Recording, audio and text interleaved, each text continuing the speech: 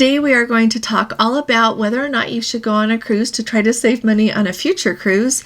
Another travel warning, we've got a big storm hitting a region that has a lot of cruise traffic in that area. We've also got new information on Starlink on Princess Cruises and some information that you might find helpful with no matter what ship you are sailing on in the world. And then also Uber is introducing a new program that really might help you out when you are on a cruise. So let me tell you about it.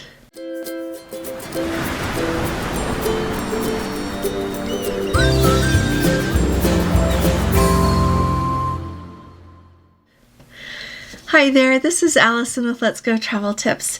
Today is Wednesday. It is July 5th of 2023. And let's start off talking really quickly here about right now on a Princess ship, when you go on a cruise and go to a future cruise office, they have got lists of cruises, like 2.5 pages of, most recently this week, of cruises that you can book at half off.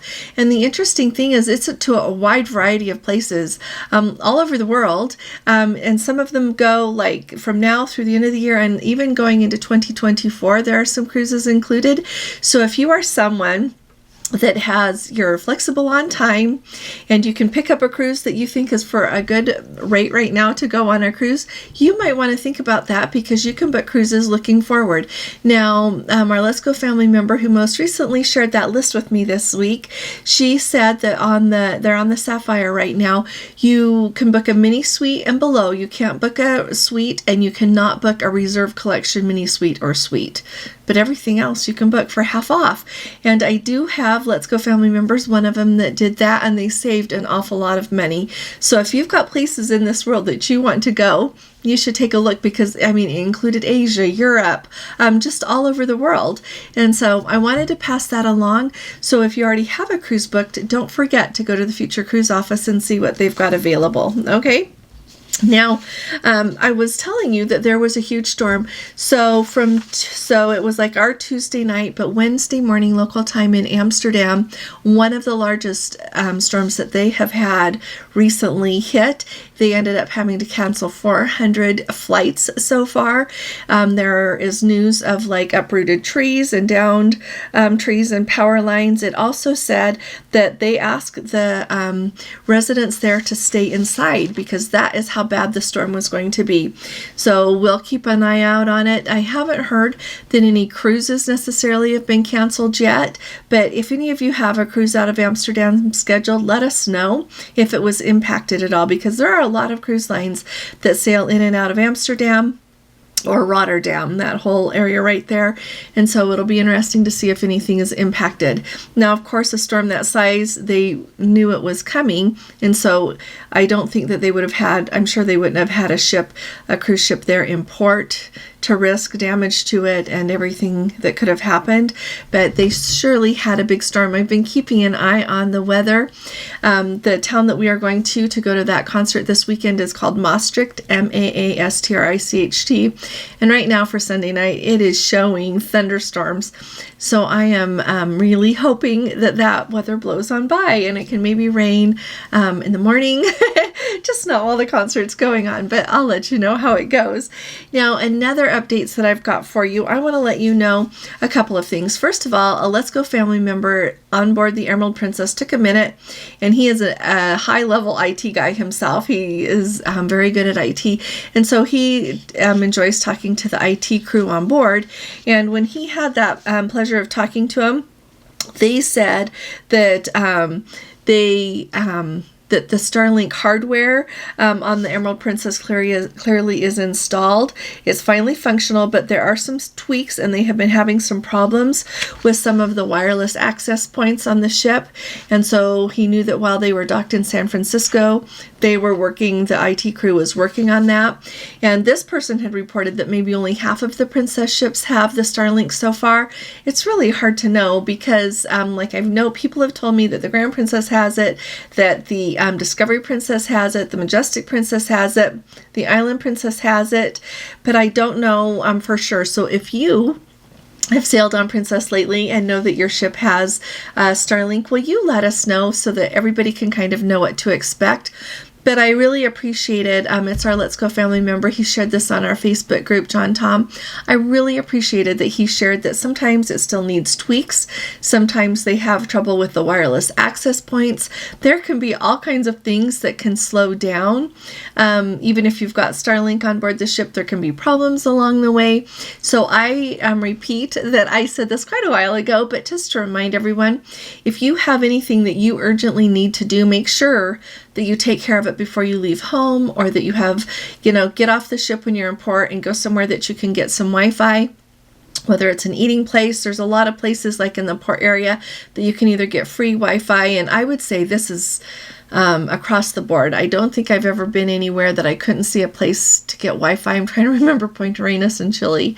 But most places do, or you can go somewhere and eat, and as long as you buy food there and eat there, you can use their Wi-Fi. That's good. You need to have a backup in case anything happens with the ship's Wi-Fi that you're not able to do what you need to do. So just keep that in mind and kind of think what you're going to do if that's not working well. But I really do appreciate that update. Now we have Let's Go family members that just barely finished 34 days on board the Island Princess. So I really appreciate her taking the time to write up a review for us and let us know how everything was going. I love to hear how it's going on different ships. And so if you are on a princess ship or have been recently, please do send me an update. I would really appreciate it. She pointed out, now if you are not familiar, the Island Princess and the Coral Prince are sister ships. And a while ago, they were renovated a while ago. I truly cannot remember. It was way before COVID. And they took away, they rearranged things a little bit. And so they are not quite identical anymore. But part of what they did on the Island Princess is they took away part of the casino area to put in new cabins, is my understanding. And so the casino, she said, is really one of the smallest ones that she has ever seen. So when we are on board, I will take a picture of it for you. But they really enjoyed the ship. They said that the Horizon food court there on the Island Princess does have food all day long, which is really nice, nonstop from early morning until 10:30 p.m. From 3 to 5, which is considered like tea time, they would have scones and little sandwiches, but also 1 or 2 hot dishes. They had afternoon tea on sea days in the dining room. They had a pub lunch one day during the cruise in the main dining room. They had Alfredo style pizza and Sabatinis for lunchtime that would not cost extra a couple of days during the cruise. And I also was really interested. So this is interesting. So let me know if you've seen this on other princess ships. So the first leg of the voyage, the lobster and the steak were 2 separate main dishes on the formal night.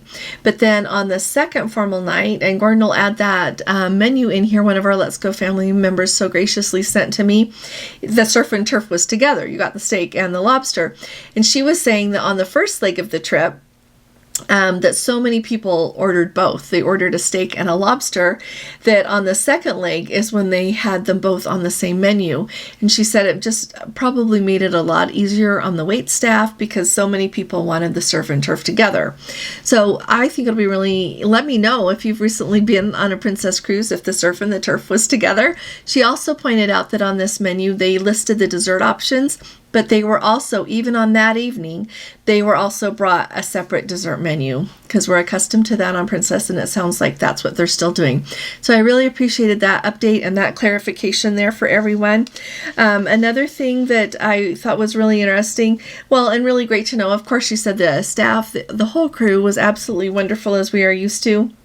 But I have talked to you before about how important it is to print out your onboard statement because it seems like funny things can happen with that sometimes, and it's good to have a printed out copy, like several times, including the very last night of the cruise, to show your balance. But she said that they had 2 kiosks where you could print out your onboard account, and she said one was by the Good Spirits Bar and the other one was just over by the Guest Relations. So look for it in those places. There always seems to be one close to Guest Relations. I think you can always count on that. The last thing I want to let you know about is transfers. I know that we've got a lot of people wondering about transfers from Southampton up to Heathrow Airport, how smoothly those are going and the timing on those so that you can be sure to get your flight out of Heathrow Airport. So they signed up, they took the Princess transfers. She said that they were supposed to meet at 7 o'clock and they actually were letting some people off the ship before that. And so they got off. They just barely missed the first bus. So she said they took the second bus, which left about 7:30 in the morning. And the driver said it would take about 2.5 hours. So that must be the longest time that they have when there is traffic. So keep that in mind. It's leaving at 7:30. 2.5 hours would put you there at 10 o'clock, okay? But she said they got there just about in an hour and a half, so they were to Heathrow by 9 a.m. So hopefully that gives you 9 a.m. point of reference, or as late, as 10 or 10:30 if it was really delayed. So kind of put that in your mind and think if that would work for you with what time your flight is. But I really appreciated that, and I know that Princess and the other cruise lines, they know that people are relying on those transfers to get them to the airport in a timely manner so that they can get their flight. So I hope that's helpful to you all. Now, the update that we have got from the State Department, this was last week, and we've just had so much to talk about, but I wanted to make sure that you know it. The State Department here in the United States recently warned Americans against traveling to China because of the risk to wrongful detentions. And what it says in that release, and I looked on their website, it says the People's Republic of China government arbitrarily enforces local laws, including issuing exit bans on U.S. citizens and citizens of other countries without fair and transparent process under the law.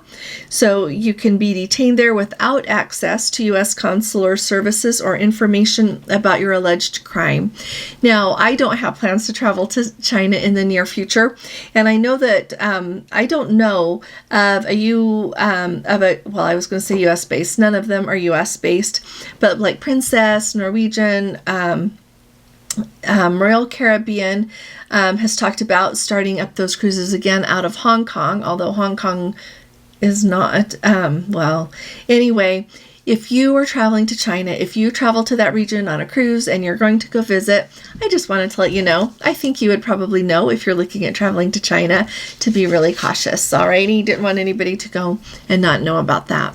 Alrighty, the next thing I wanted to let you know about, and to me this is amazing and it's wonderful news. So Uber is opening up the option, and we here and everywhere, we're used to booking cars with Uber. Uber is opening up the option that you can now book a boat to travel around Mykonos. You can have a boat with up to 8 people in it, and they will pick you up and they'll take you around the island to the location that you want to be, just like you would think of with a car. You'll be where you're supposed to be, you'll order it, and they'll come. So when you think about Mykonos, first of all, Mykonos is really a destination for so many people. The later it gets in as it becomes evening, it is very much a party place. We have been on cruises that have been there until 9 and 10 p.m. in the evening, and I have never stayed there quite that late, but it is so beautiful as the sun sets, and it's a lovely place to have dinner. And the really cool thing is a lot of times you can get a really long day in port. And so Gordon's just putting some pictures in here just to show you how beautiful it is, but I wanted to let you know that if you are going to go to Mykonos, take a look at the picture of the whole island, because the very first time my daughter and I went there, and I couldn't find my pictures from it, but we went ahead, we took a cruise ship excursion that took us over to the island of Delos, brought us back, and then she walked us around Mykonos a little bit through these little meandering little paths through the city there, and then we got on a bus, went over the island. We got to go to a beach on the other side of the island, as well as go see a monastery. We weren't able to go in the monastery on short notice. We were supposed to, but they ended up having to have a funeral that day, so we were not able to go in, but we had a delicious lunch. And so when I think about that whole excursion, if you look at Mykonos, and I did look, there are beaches all the way around the island, or if you're right there in the cruise port, just down not too far, there is another beach. And so it's going to really open up a lot of options for doing it yourself in Mykonos, that you can use these Ubers and get to where you want to go around the island, and then just call them and they'll come back, or use the app and they'll come back and pick you up again. I'm really excited. So if any of you try this, let us know. I'm hoping that they will still offer it the next time that we're in Mykonos. I would think that once they're starting that this year, that it will continue. So hopefully it'll be very successful for all of the boat operators there, and a way to add some more business for them. But I just love it when they kind of think outside of the box and think of some new ways to help tourists see everything they want. And I think it's good for locals too.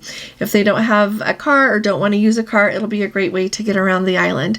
So if any of you have any other updates for me, please do let me know. If you haven't subscribed, please do subscribe. And if you appreciate these updates, please give this video a thumbs up. I'll be talking to you all again really soon. You all take really good care. God bless you. Love you. Bye-bye.